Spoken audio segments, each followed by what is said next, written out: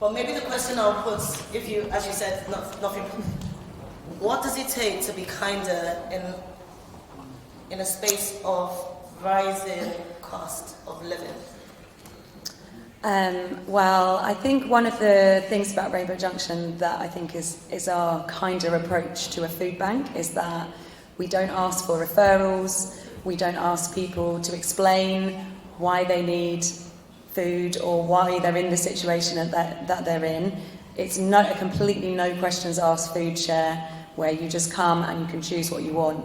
Rather than being handed a prepared food parcel which might not be appropriate for your needs, we have everything out and it's a shop and you can choose what you want and what you need. And I think that is different from a lot of food banks in this country. A lot of food banks require a referral from a professional, which will involve you having to go and talk about all the reasons why you're in a bad way, and that can be very re-traumatising for people to have to repeat their story over and over again. And other food banks often limit the amount of times that you can come in a month or a week. I understand that is a stocking issue, and there are logistical reasons why it is difficult to be open, but we have stuck with that, and I think that is the kindest way to do it. We try and make it feel as dignified as possible because no one wants to be in a food bank. No one wants that. And for whatever the reason that you're there, we're going to treat you with respect. We're going to we try to learn people's names, check on them if they're looking, you're not looking so happy today, like, do you need a chat? We've set up a signposting service to help people with other things. And I think Rainbow Junction's whole ethos is really a lot about kindness. We also need much bigger systemic change, and there's a million things to be angry about. But on that level, that sort of person-to-person level, we really try and keep it as humane, kind, compassionate, caring as possible, because that's how you should treat other human beings. And it seems really obvious to me, but there you go. If you've not been to Rainbow Junction, when you go there, you actually can feel the love hit you in the face with such joy. And I think I've never been to a food bank where you can actually go and just say, this is what I want. And no one's saying, okay, can I fill this form to get? None of that. It doesn't matter whether you're a doctor, or whether you're a cleaner, or whether you're homeless. We're all in the same line, and we're all going to get what's there. And I think that's something that we can celebrate around the kindness of the city. So now let's hear about Woodhouse and Oblong. We've actually based most of our working practices that we have for food provision and signposting at the community centre on what Rainbow Junction does. So I don't Wow, that's really nice. Thank you. I don't particularly have much to add on the way that we work, because most of it is just trying to live up to the way that Rainbow Junction runs. But I should say that just to go back to what you were saying earlier about ethnic and cultural food provision and food banks, I should give out a shout out to some organisations that aren't in the room today, which is the Hamara Centre in Beeston. They're amazing. Have fought so hard to make sure that there's cultural food provision in food banks and community food banks across Leeds. They are the cultural food hub for 3/4 of Leeds, and I think, is it Give a Gift to the other quarter as well? And they are doing so much with so little money. I cannot tell you how slim the council budget is for cultural food provision in Leeds. I don't know how they managed to do it. And also in the wards that we work in, Leeds Grand Mosque also do... Love in a Box. Yeah, Love in a Box at Leeds Grand Mosque also do incredible things and work on in a similar way to Rainbow Junction, where you don't need a referral, you can just turn up.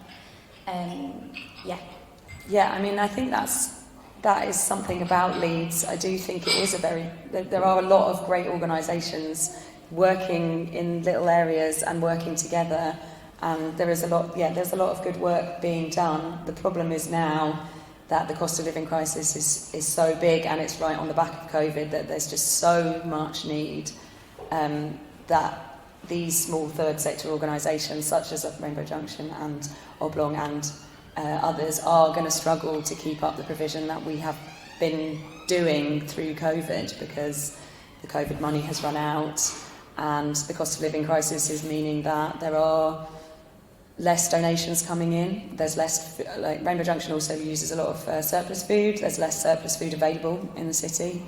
And, you know, as the middle class gets squeezed, then they have less to donate and to give. And I'm very worried about how we're going to continue the service at the level that we've been providing in the next few months.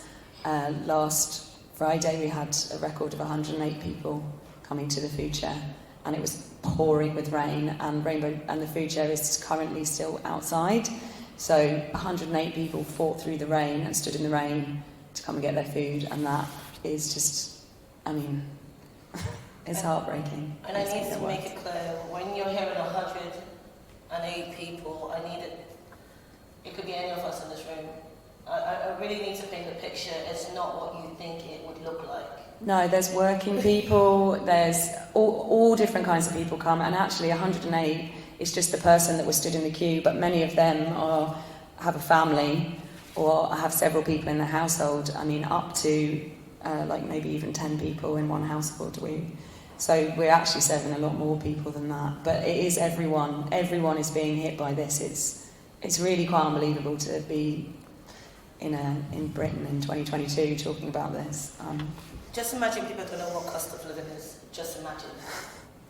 What would be your definition of what cost of living is? The cost of living, I think at the moment the main things is fuel bills and inflation causing food prices to rocket. The fuel bill situation is absolutely bonkers and could be a lot different. If you look at France, they've only had a 4% rise in their energy bills because they own their energy companies. And EDF is the French company, so they've had 4% rises, and EDF customers in this country have had 300 to 400% rises. So there is a solution there, and what we need is the political will to change that. And you know, I can hand out as many fuel vouchers as I want, but I'm just plugging a gap in. Like, it feels, I think Lily probably would agree, like it just feels like we're holding one hole in a colander. The water's just pouring out, and we're just like plugging one hole, and it's just pouring out all over the place, and we're just never really making a dent in it.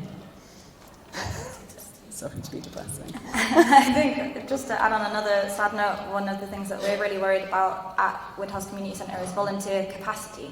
I think in COVID, we were able to run on the ground like an amazing volunteer-led response to the COVID pandemic. With cost of living crisis, people having to work more hours, not having as much capacity when they get off work to volunteer with us. We don't have the power anymore on the ground to run at the same level as we were running during the pandemic. I don't know if you have. Similarly, I mean, the response of the people of Leeds in terms of coming to volunteer during COVID was incredible. I mean, I could have staffed Rainbow Junction like 4 or 5 times over with the amount of people that came forward and wanted to help, but everyone's exhausted now. Like, this cost of living crisis is right on the back of COVID, and people they don't have as much capacity to give their time and energy because they're struggling themselves. I don't know what to say about that. It's just really all sad. Appreciate that, I know everyone's like, hate to kind of Lee's end. No, we have to tell you why we need to be more kinder, right? We're not here to paint the picture anything like softy. It's hard out there. But I'm going to actually share something. I said this to my mum, and you can correct me. I was like, Mum, you know, cost of living, and she was like, which cost? Because we're African, it's always been hard. We just make do. So this is just another thing on top of the table. How has ethnic minorities accessing your service responded to some of these rights and need of them coming into your services? I mean, in this country, many of the most marginalised people are people of colour or people from an ethnic minority background, so it is hitting those communities even harder. I mean, the working class is being hit in a bad way, but people from ethnic minority backgrounds were already struggling, and now it's worse. I don't want to speak on behalf of those communities, obviously, that would be inappropriate, but both, like the people in those communities both volunteer and come to Rainbow Junction as customers, and I think they appreciate what we're doing, and they're just having an incredibly hard time, and obviously when you add on like the racism that they're facing, that's an extra trauma that the white working class aren't facing in the same way. It's just, Yeah, I know, it's a hard question. Sorry, it is a hard question, and I know. But the answer is that we just need to, community solidarity and community like grassroots action is what I believe will save us. Like the state is not saving us, okay? They're not helping. And probably people from marginalised communities know that, already knew that and have known that more for a long time. And maybe now the middle classes are starting to really understand, oh no, the state will not back you up. You are on your own. And maybe that's a bit of a newer assumption for some people than it is for others. Like it's a newer piece of learning for some people.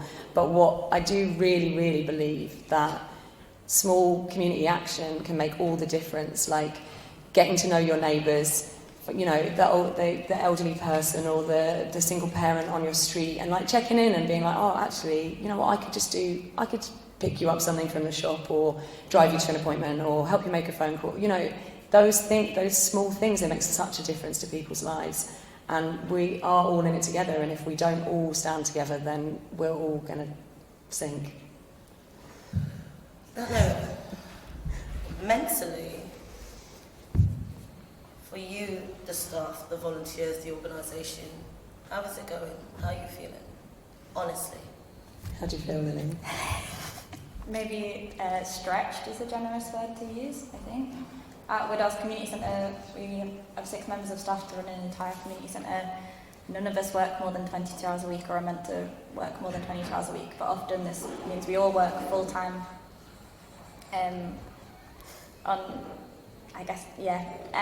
which is for full-time for part-time wages. Which is how a lot of the third sector run, and I think we all know, we are probably the majority of people in this room work in the third sector. I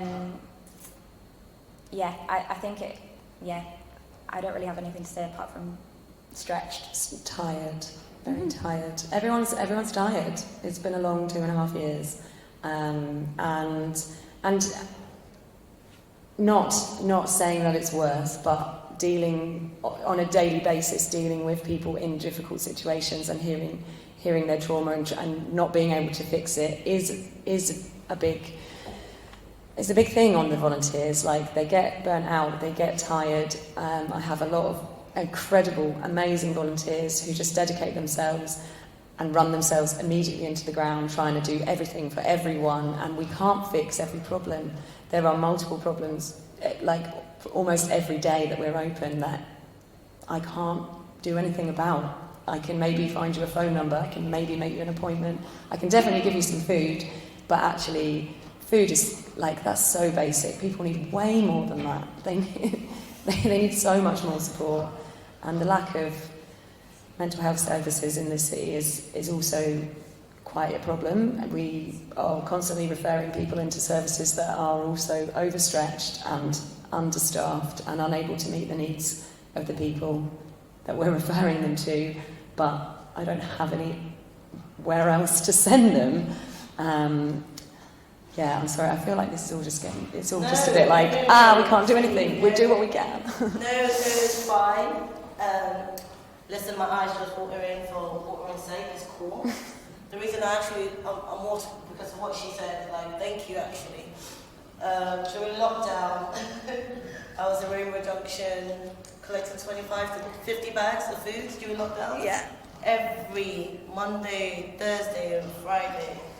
And I would go and collect food and give to maybe every Monday, Thursday and Friday to different families. And sometimes I probably was the only black person they probably had seen do that, whether I was black or white. With the white families or the non-minority families, sometimes you could see the local people not being used Maybe they have their own biases around black people. But what I've noticed is that kindness means you open your door. And kindness means you have to have conversations with me. And kindness means that you change your perception of who I am. Because I live in a cool place called Bramley. If you understand, the only way is Bramley. And what you notice in that moment of certain people that I know that egged me maybe a couple of months before, or probably chucked a banana at me maybe a year before, or told me your kindness not welcome here. And you were able to provide me opening my garden up for people to just drop by and get food. And kill them with kindness. Kill them with kindness. Yeah, that's my that's what my grandma always told me. Kill them with kindness. And yes, people do have some terrible attitudes, but the only way we can change them is by getting into a conversation with them. And this has been a way that we've done it. And I think at Rainbow Junction, because we have the cafe 2 days a week, people coming together over food and realising, oh, actually, we're both being screwed over by the state, and maybe we shouldn't be angry at each other, maybe we should be angry at the people higher up in the chain who are causing this. The stuff that you were doing over COVID was amazing. And you enabled that. So the reason that's it, working together.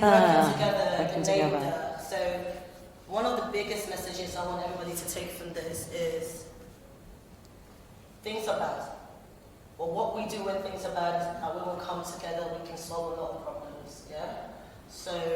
yeah, and kindness isn't just words. It's not just words, it's action, right? You know, a lot of people are very kind and nice in their lives and in their immediate circle, but are you taking that out further into your community and doing something? It's not just being nice. I normally say my biggest fear is nice people. And I know you're guys are like, what do you mean by that? I'm not racist, but kind of people. You know what, I actually went to this place and built a school, kind of nice people. My friend's dog cat is black, kind of nice people.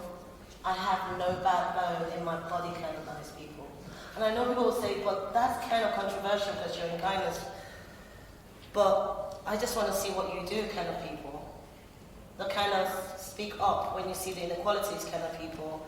The kind of, okay, bug off is a thing where I can buy one and donate one kind of people. The ones that know I don't need that blanket no more so I can donate that to Rainbow Junction kind of people. The ones that say, you know what, I don't have that much hours but I can give 2 hours to Woodhouse and Oblong kind of people. Absolutely. That's the kind of people we're talking about today, and we'd love you guys to sign up to that kind of discussion.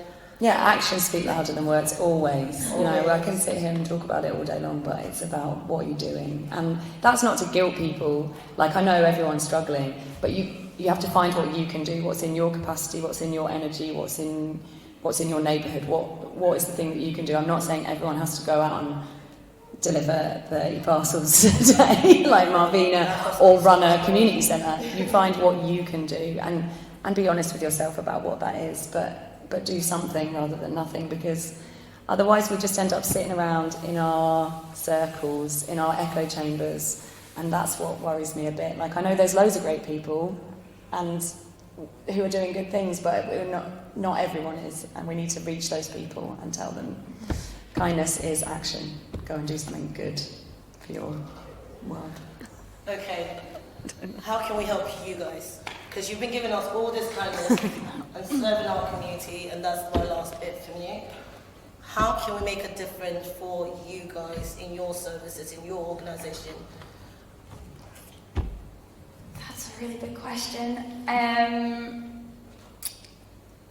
Time, yeah, I think just volunteering your time. We have so many positions at the community centre that we need filling. If you can drive once a week to a supermarket and then drop half of it off at Rainbow Junction, half of it off at Oblong, that is fine. If you can sit down in the community cafe, we run in the same way as Rainbow Junction. You can come and sit down and do some signposting for us at the community centre is great. If you, I don't know, Emily, but Yeah, I mean, volunteering is great. Also, I'm sorry, but Rainbow Junction does need money as well. And as much as we're kind of pushing at the moment. We're starting a new thing called Friends of Rainbow Junction, who will be monthly supporters. All donations are gratefully appreciated and used to support and keep the community cafe and food shed open. But the most useful type of donation is a regular monthly donation, because then I can plan for the future. Currently at Rainbow Junction, we're spending £500 a week on fresh fruit and veg for the food share. We still use waste food in the cafe, but for the food share, we're giving out fresh fruit and veg.